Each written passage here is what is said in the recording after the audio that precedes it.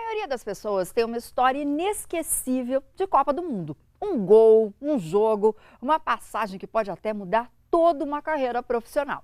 A história de Cleiton Lima é bem assim. Da Copa dos Estados Unidos para cá, ele investiu na carreira de técnico e já teve momentos bem legais no futebol. E tudo começou como espião da seleção brasileira. 94, há 24 anos atrás, né? Um momento inusitado até, eu estava como jogador de futebol ainda, tinha saído do Santos e fui para os Estados Unidos tentar o primeiro ano do profissionalismo na MLS, já que era um país sede de Copa do Mundo. E a minha equipe foi campeã da Califórnia e fomos convidados a fazer a preparação final da Rússia. Só que a Rússia era primeiro ano de ex-União Soviética, independência, um país totalmente fechado. 24 anos atrás não tinha internet, não tinha celular, então as informações não chegavam.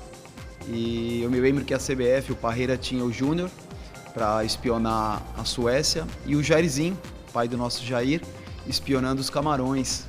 Mas faltava um para espionar a Rússia porque não tinha como, os treinos secretos todos fechados.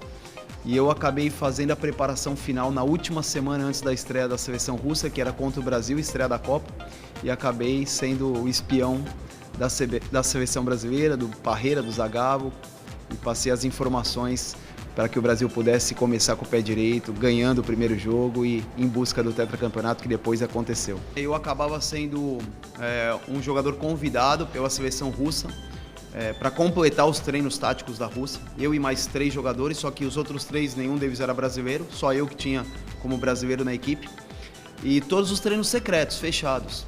E aí, quando eu saí, o Marcos Uchoa, repórter da Globo, ele acabou me abordando, falou: pô, você fala português, você é brasileiro? Eu tinha cumprimentado algumas pessoas. E aí ele acabou me descobrindo, e toda a imprensa brasileira acabou descobrindo que tinha um brasileiro treinando com os russos 3 dias antes dos russos enfrentarem o Brasil, alguém que poderia passar as informações. E através da imprensa brasileira eu fui levado para a seleção, para a CBF, onde eles estavam concentrados, e aí o Zagallo me recepcionou, e aí pediu para que eu, no último treino, no jogo treino contra a seleção russa, fizesse alguns relatórios e depois fosse jantar com eles, com o Parreira e com o Zagallo, passando as informações da seleção russa. Fui muito bem recebido, né? Eu era a única pessoa que tinha relatórios extraoficiais, porém mais minuciosos, porque eu estive em campo contra eles.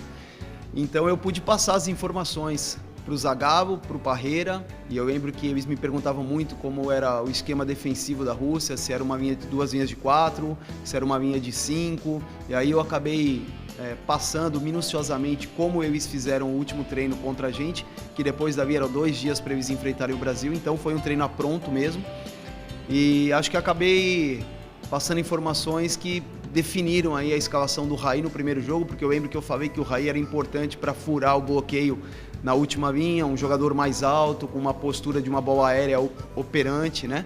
Já que os russos eram muito altos e muito fortes. Então o Raí acabou entrando nesse jogo, fez gol, o Brasil ganhou de 2-0, gol do Romário e do Raí. Depois o Raí saiu do time, entrou o Mazinho, enfim. Não sei se isso foi determinante, mas acho que ajudou a escolha da comissão técnica a escalar o Brasil no primeiro jogo rumo ao tetracampeonato. Nunca imaginei que um acontecimento desse existia um propósito tão grande nisso, né? Foi algo inusitado, mas de certa forma teve um alcance muito maior do que eu imaginava. Primeiro porque eu tive um contato muito maior entendendo como é fazer parte, ser integrante de uma comissão técnica, ainda por poucos dias ali com a seleção, mas entrando em detalhes, né, que eu jamais imaginava como atleta. Então isso passou muito pela minha cabeça, né, de um dia, sei lá, de repente fazer parte de uma comissão técnica no futebol brasileiro. E também porque quando acabou meu contrato nos Estados Unidos, eu voltei para o Brasil, e como isso noticiou o Jornal Nacional, o Jornal Hoje, enfim, todas a imprensa brasileira, véspera de Copa do Mundo só se falava nisso, o Brasil estava 24 anos sem ganhar um título, enfim, tinha uma pressão sobre a seleção brasileira, e o Cleiton Lima foi, na verdade, o espião inusitado que acabou passando as informações. Eu acabei ficando conhecido muito na época e criei um instituto, o Instituto SPY, que em inglês significa espião, que hoje abordam, a gente trabalha com mais de 120 crianças em Itanhaém. proporcionando não só aulas de futebol, de tênis, mas também ensinando aí virtudes, princípios, valores para que a criança possa desenvolver no lado social, no lado familiar, primeiro a formação do caráter e depois a formação do atleta.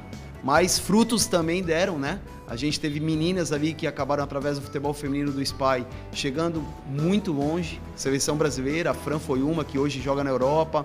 A própria Rosana, que está no Santos, teve uma passagem importante no começo da sua carreira com a gente no SPY.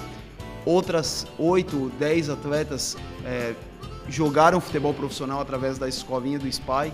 Então, olha o alcance disso. Eu nunca imaginei que, por causa de uma situação como essa, inusitada, um acontecimento na minha vida, fosse fazer com que abrangesse as minhas maiores escolhas e participasse diretamente, dando significado na minha vida também como treinador de futebol hoje.